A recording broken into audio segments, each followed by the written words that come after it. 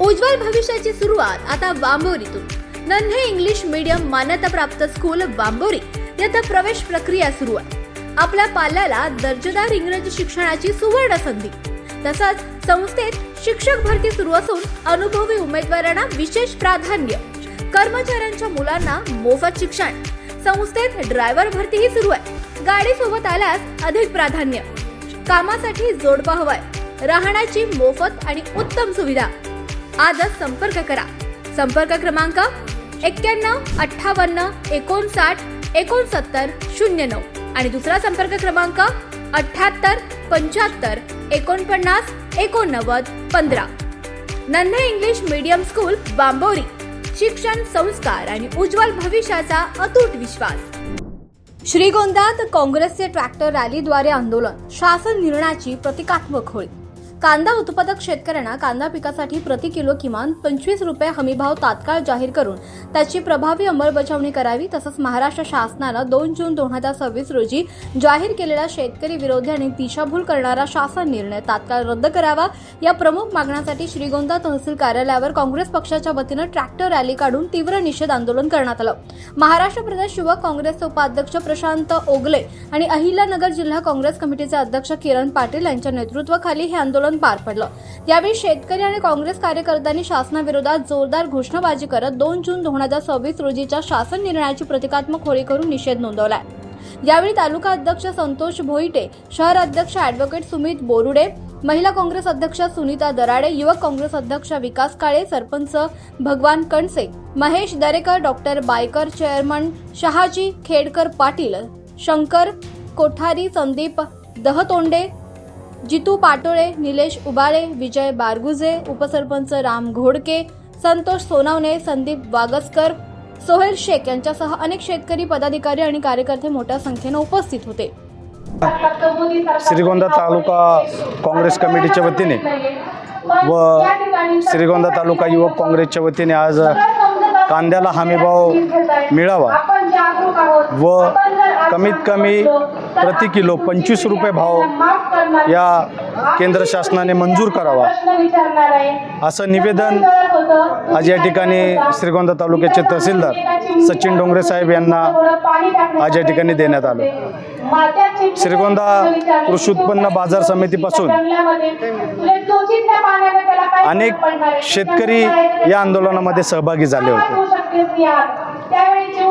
आंदोलन कृषी उत्पन्न बाजार समितीपासून सुरुवात झाली आणि काळकाई चौका मार्फत पेठेमधून तहसील कार्यालयामध्ये ट्रॅक्टरची रॅली आम्ही आज या सरकारच्या निषेधार्थ या ठिकाणी घेऊन आलो। आपण जर पाहिलं केंद्रातील सरकार हे फसवं सरकार आहे। सत्तेत येण्यापूर्वी त्यांनी असं सांगितलं होतं की आम्ही शेतकऱ्यांचा सातबारा कोरा करून राज्यातील सरकारने आता कर्जमाफीचा GR या ठिकाणी जाहीर केला। आपण जर सर्वांनी तो GR वाचला तर ती कर्जमाफी अतिशय फसवी कर्जमाफी, अनेक अटी शर्ती त्या GR मध्ये या शासनाने टाकलेल्या। त्या GR मध्ये जे मागील कर्ज जे महाविकास आघाडी सरकारमध्ये जे कर्ज मंजूर झालं होतं सरसकट, त्या कर्जाचा जर लाभ घेतला असेल तर येणाऱ्या कर्जमाफीमध्ये त्या शेतकऱ्यांना कर्ज मिळणार नाही। 25,000 पगार ज्या व्यक्तीला असेल त्याला कर्ज मिळणार नाही। अशा अनेक प्रकारच्या अटी शर्ती या शासनाने त्या GR मध्ये टाकलेल्या आहेत। जर आपल्याला सातबारा कोराच करायचा होता तर ही खोटी फसवणूक आपण शेतकऱ्यांची करून एका प्रकारे शेतकऱ्यांचं नुकसानच करताय। आपण जर पाहिलं तर आज 2014च्या आधी आपला भारत देश हा देशामध्ये 1 नंबरचा देश होता कांदा ट्रान्सपोर्टमध्ये, निर्यातीमध्ये। आणि तीच परिस्थिती आज 2026 मध्ये जर पाहिली तर आपला देश फक्त 3 देशांना कांदा निर्यात करतो, मलेशिया, श्रीलंका आणि दुबई। या 3च देशांना कांदा निर्यात होते।